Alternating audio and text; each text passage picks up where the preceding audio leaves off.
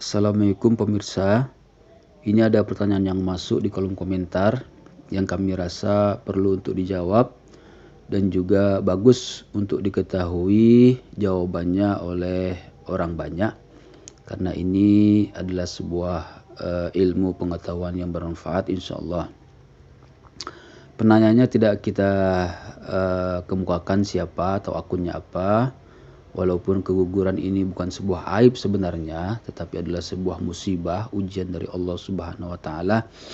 Tetapi ya demi kehati-hatian kita tidak bacakan nama akun penanyanya, atau kita tutupi ya nama akun penanyanya.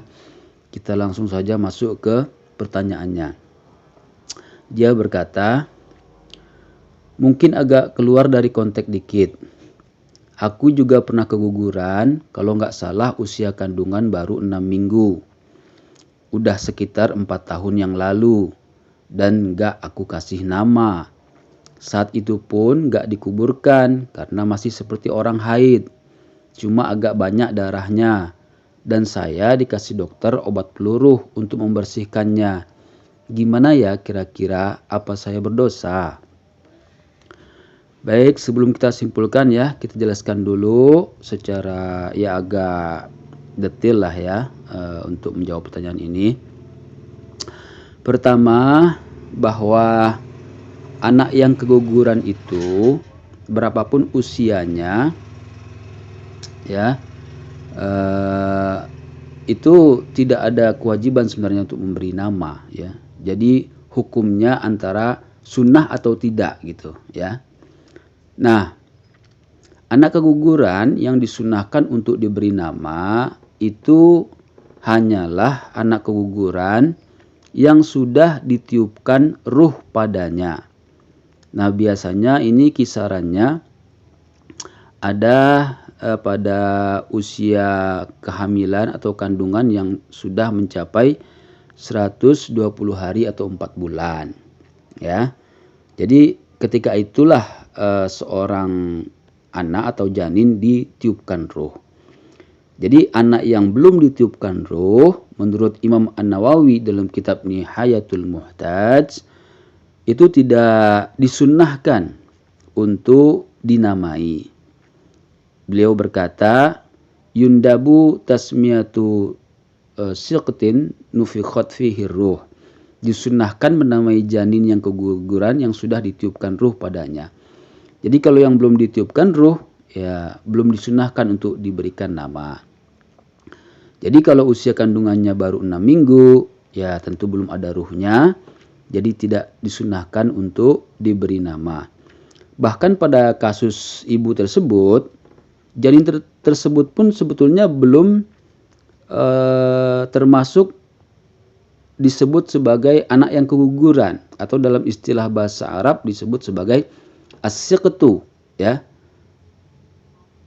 Karena dalam kitab Nihayatuz Zain karya Syekh Nawawi Al-Jawi itu dikatakan wa kharaja bis-siqti al-alaqah wal mudghah li'annahuma la yusammiyani walada. Ya. Artinya tidak disebut as-siqtu ya, atau tidak disebut sebagai anak yang keguguran ya, jika masih berupa gumpalan darah atau gumpalan daging, karena belum dapat disebut sebagai anak manusia. Jadi dalam kasus ibu tersebut yang usia kehamilannya baru 6 minggu ya, sehingga masih berupa gumpalan darah, itu sebetulnya bukan hanya tidak disunahkan untuk diberi nama, tetapi bahkan juga belum bisa disebut sebagai janin yang keguguran, atau dalam istilah bahasa Arabnya disebut sebagai as-siqtu, belum bisa disebut sebagai as-siqtu ya. Oke, yang kedua yang akan kita terangkan adalah apakah calon janin yang berupa gumpalan darah tersebut wajib dikuburkan? Nah, jadi si ibu tadi kan mengatakan bahwa dia tidak menguburkan calon janin yang keguguran itu ya. Apakah dia berdosa gitu kan? Maka jawabannya adalah tidak wajib